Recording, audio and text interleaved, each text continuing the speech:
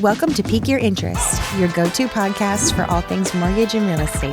Hosted by Tanner Greenwald and Tim Malaskis. We bring you expert insights to help you buy, sell, and invest with confidence. Let's dive in. All right, welcome back to the Pique Your Interest podcast, the podcast where we seek to demystify all things mortgage and real estate related. I'm your host, Tim Malaskis. I'm a loan officer here at First Home Mortgage, and over to my right is Alex Brown, agency owner at State Farm. How you doing, guys? One of the things that Alex and I really wanted to address today is what sorts of things impact homeowners insurance premiums, outside of, the house or the person. Like, what are some outside things that are affecting how much people are paying for homeowners insurance? How easy or difficult it is to get an insurance policy. And so I guess my first question today is, what is the most impactful thing right now when it comes to quoting insurance? What's the one thing that affects policies the most, you think? It would probably be a pretty close to a tie between what we're seeing with like natural disasters and then also with like inflationary pressures and things like that. It's, we're experiencing something that we've really, never experienced before. So we're dealing with a lot of natural disasters, which is causing us to move out of certain areas in the insurance world. And then inflation is just impacting everywhere, which is obviously the cost of, labor, materials, and things like that has kind of went up and really hasn't came back down a ton yet. So Between those two things, it's putting a lot of rate pressure. I bet. So when it comes to premiums, then what somebody is paying for, a yearly amount of insurance, how does inflation impact that? Like, what are some of the other factors of inflation that maybe we haven't considered or given much thought to? Yeah, sure. So it's everything. So a lot of people don't understand that when it's not just the cost of the material itself, but then it's the labor, right? How long is it going to take? Is there a delay in the materials that have to come in, right? So if there's a delay in the materials, then that causes more labor cost because the project's going to take longer. So with all of that said and done, you then have to talk about your contents, right? So not just the materials to rebuild your home, but then it's all the things inside of your home that now cost more money as well. Okay. So you add all of that in, and every area of inflation kind of has an impact on your homeowner's insurance policy. Yeah, no, that totally makes sense. Now, what about, specific to us in the mortgage industry, we've seen the prices of housing increase so much over the last couple of years. Does that impact homeowners insurance premium as well? Oh my goodness, so much. So you're going to have your rate increases, right? Based off of because of inflation. Yeah. But then on top of that, your home is now worth more money, right? So, or cost more to rebuild.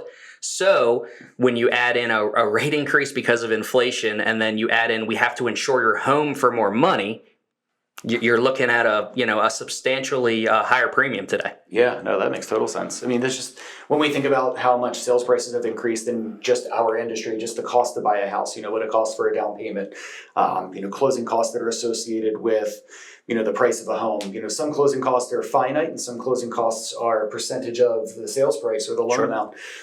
So we've seen those costs increase as well. So it makes complete sense that something like that would happen as well on the insurance side of it all. Talk about, one of the things I've read is that you kind of mentioned it, some insurance companies are pulling out of certain areas or not offering certain products. Give an example of something that is no longer being looked at as insurable that maybe at one time was. Sure. So it's kind of two different areas that you can look at. One is issues where they have like regulatory issues where insurance companies can't get the rate that they need in a certain area to stay in business, right? So those type of areas, insurance companies might choose to back out of that department. The other is obviously coastal risk. Hey, we're here in Maryland and we have a lot of coastal areas. Yeah. So you might see insurance companies backing off of coastal areas, bay areas, and areas that are maybe high risk for wildfires, tornadoes, things in that nature. So again, it comes back to the natural disaster area. So insurance companies you'll see backing away from some of those areas. That makes sense. That makes a lot of sense. So what does the future of insurance look like, you think?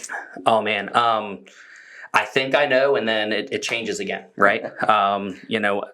We thought that when I started in insurance back in 2007, the mentality was cars are going to drive themselves, right? And there's not going to be a need for insurance companies anymore.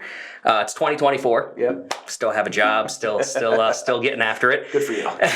And we really don't know, but there's definitely going to be a world of more telematics, which is more data-driven rates. Okay. I always tell people to think about their cable bill. You kind of get stuck getting all of these channels that you have no control over, right? Well, with telematics, envision being able to be rated by your driving habits, not someone else's, right? How you accelerate, how you turn corners. That is real. Every major insurance company now in the U.S. is using that. So that's going to be a big part of the way rates are based on the future.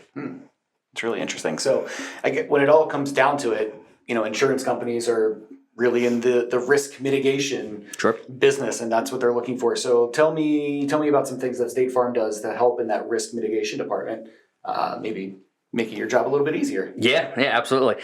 Well, a lot of people don't know this, but State Farm was one of the biggest sponsors of car seats and seatbelts in vehicles. So never knew that. Yeah, so we were a big driving force behind that, making certain safety requirements on car seats and everything like that.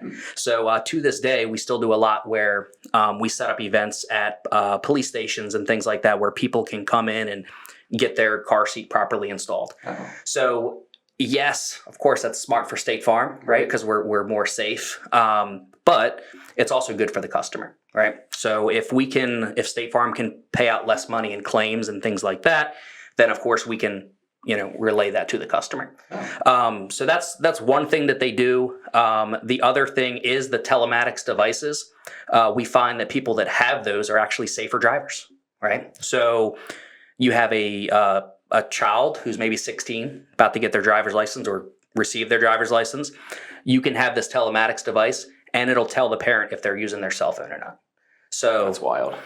I'm not there yet, 9 and 6, so I've got a few more years, but that is definitely something that I would want, right? I want to know if my child is being safe out on the road. Right. So, totally.